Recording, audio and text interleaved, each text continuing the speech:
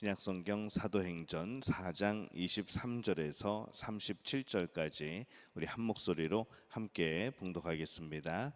사도들이 노임에 그 동료에게 가서 제사장들과 장로들의 말을 다 알리니 그들이 듣고 한 마음으로 하나님께 소리를 높여 이르되 대주제여 천지와 바다와 그 가운데 만물을 지은 이시오 또 주의 종 우리 조상 다윗의 입을 통하여 성령으로 말씀하시기를 어찌하여 열방이 분노하며 족속들이 허사를 경영하였는고 세상의 군왕들이 나서며 관리들이 함께 모여 주와 함께 주와 그의 그리스도를 대적하도다 하신 이로소이다.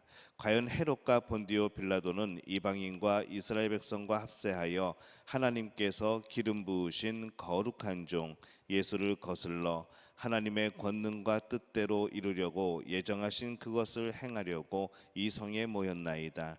주여 이제도 그들의 위협함을 굽어보시옵고 또 종들로 하여금 담대히 하나님의 말씀을 전하게 하여 주시오며 손을 내밀어 병을 낫게 하시옵고 표적과 기사가 거룩한 종 예수의 이름으로 이루어지게 하옵소서 하더라. 빌기를 다함에 모인 곳이 진동하더니 무리가 다 성령이 충만하여 담대히 하나님의 말씀을 전하니라. 믿는 무리가 한 마음과 한 뜻이 되어 모든 물건을 서로 통용하고 자기 재물을 조금이라도 자기 것이라 하는 이가 하나도 없더라.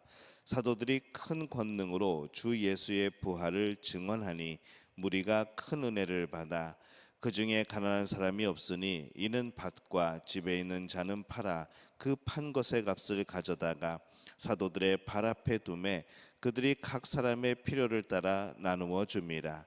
구브로에서 난 레위족 사람이 있으니 이름은 요셉이라.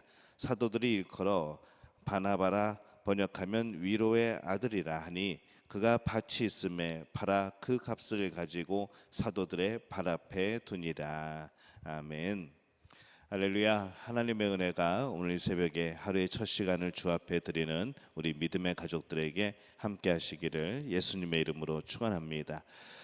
오늘 말씀은 사도들이 이 사내들인 공회에서 재판을 받고 풀려나는 그런 내용이 기록되어 있습니다.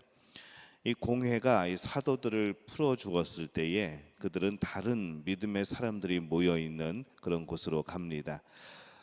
24절 보면은 그들이 듣고 한 마음으로 하나님께 소리 높여 이르되 대주제여 천지와 바다와 그 가운데 만물을 지은 이시오.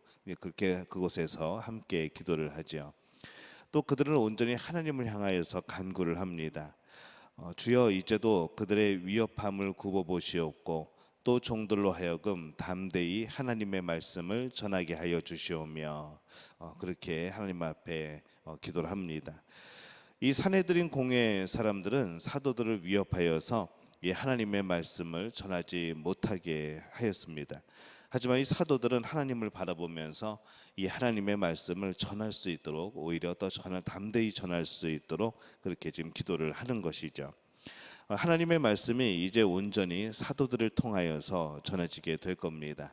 하나님의 말씀을 가지고 있고 또 그것을 해석하고 또 이 하나님의 말씀을 집행하는 그런 곳이 이 사내들인 공회였었는데 이제 그들에게서 이제 이 복음이 전해지는 것, 하나님의 말씀이 선포되어지는 것이 바로 사도들을 통하여 이제 이루어지게 되는 그러한 시작이 되어지는 것이죠.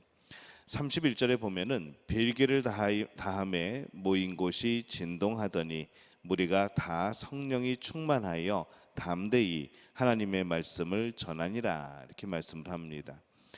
이 사도들에게 하나님이 성령을 통하여 임하셨고 그래서 그들은 이제 하나님의 말씀을 더욱더 담대히 증거할 수 있는 이제 그런 시작이 되어집니다. 거대한 변화가 이 예수님의 부활에 한번 또 일어났었고 또 오순절날에 이 성령을 받을 때 이제 그것이 실제적으로 능력으로 임했고 이제 그것이 모든 사람들 안에 구체적으로 이루어지는 역사들이 나타나고 있습니다.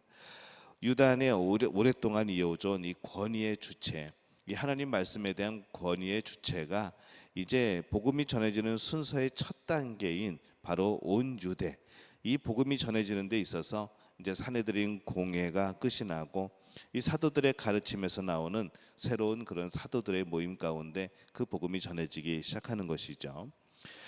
아브라함과 모세로 이어진 이 하나님 나라, 또 그 하나님 나라의 백성이 이제 유대교가 아닌 바로 기독교로 이어지는 것을 지금 우리가 역사적으로 보고 있는 겁니다. 이 산헤드린 공회의 관심, 또 이 사도들의 관심이 전혀 다릅니다.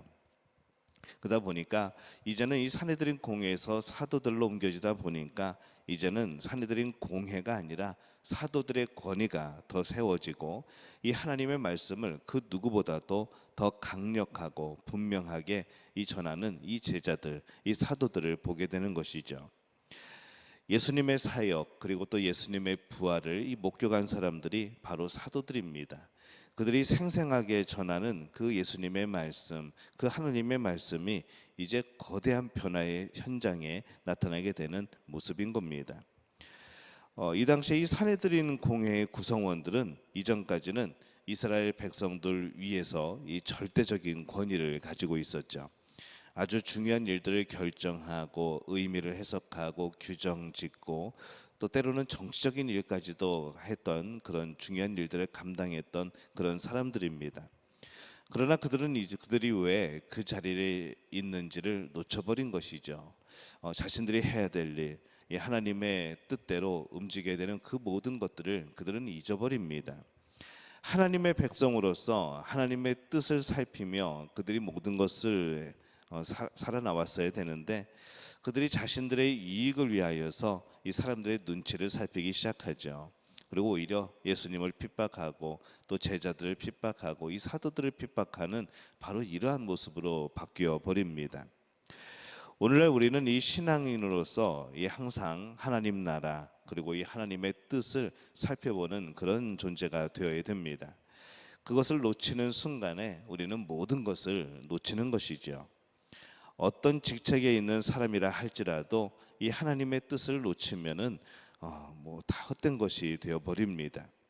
하나님의 나라는 오직 하나님을 두려워하고 또 하나님을 바라보며 또 하나님을 의지하며 살아가는 그런 사람들을 통하여 이루어 나가고 또 이루어집니다.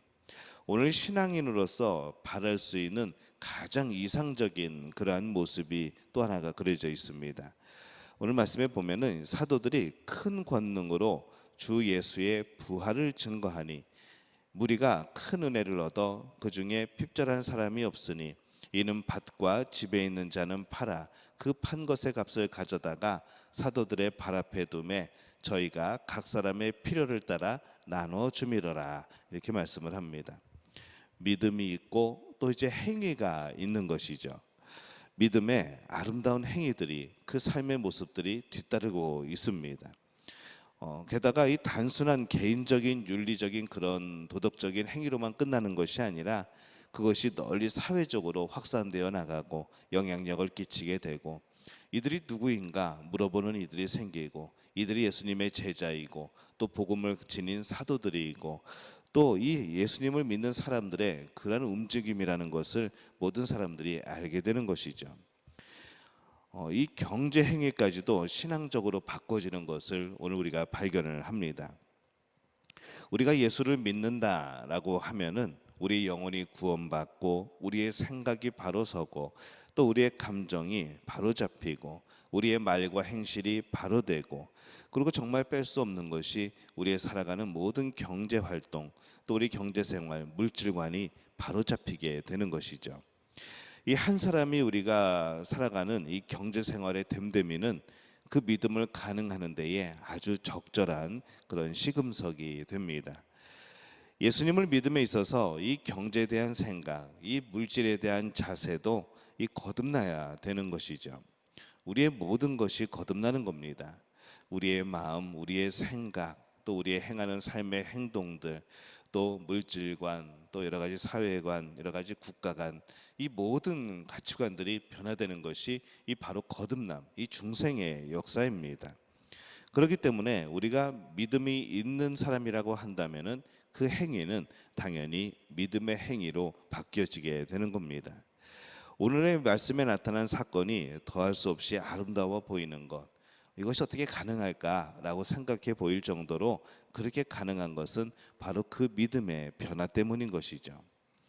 한 사람 한 사람이 누구나 할 것 없이 믿는 대로 행하고 있는 모습, 또 저마다 거룩한 생활을 할 뿐더러 이 사회생활도 또 경제생활에 이르러서도 아름다운 그런 모습을 나타내고 보이고 있는 것, 이것이 바로 이 초대교회에 임한 놀라운 사건이고 성령으로 거듭난 이들의 모습이고 믿음으로 변화된 이들의 모습입니다. 이 초대교회에서 우리는 이 아름다운 성도의 모습, 또 아름다운 신앙의 형태, 또 아름다운 교회 생활을 함께 볼 수가 있는 것이죠.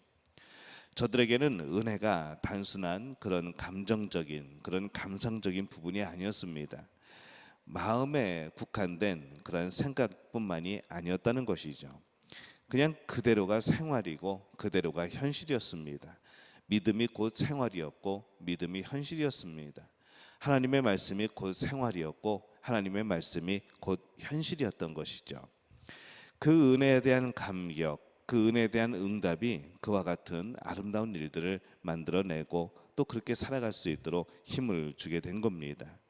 오늘 우리는 그런 은혜가 있는가? 오늘 그런 우리는 감사함이 있는가? 오늘 돌이켜보게 되는 것이죠. 오늘 우리의 삶은 이 복음을 듣고 난 이후에, 예수님을 만나고 난 이후에, 거듭난 이후에 우리는 어떻게 변화가 되었습니까? 정말로 우리의 믿음이 생활이고 우리의 믿음이 현실이 되었습니까? 하나님의 말씀이 우리의 생활이 되고 하나님의 말씀이 우리의 현실이 되었습니까? 정말 그렇게 살아가는 것이 진정한 신앙인의 모습인 것이죠.